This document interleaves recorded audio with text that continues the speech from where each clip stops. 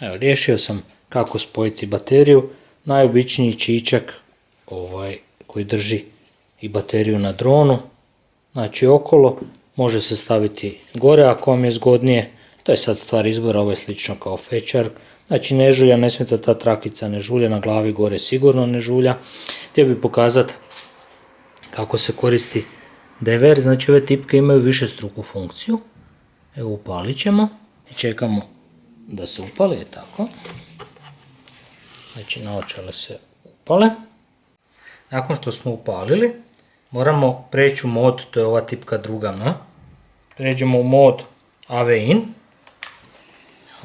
AV in. I onda ovu donju tipku držimo duže. I pređe u playback.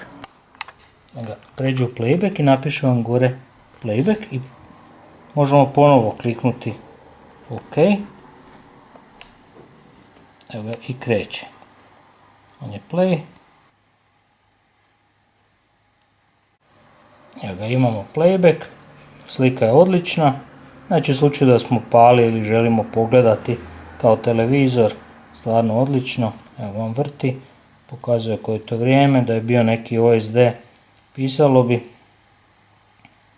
U stvari ima neki OSD, ali nema GPS i to, ali jako korisno na terenu, možete pogledati vaš snimak, nekoliko snimaka, obrisati čak file. Kad se vidi malo svjetlo, evo kad uđem dublje. Znači doživljaj gledanja je u naočalama kao i kad se stvarno leti. Dobar je DVR snimak.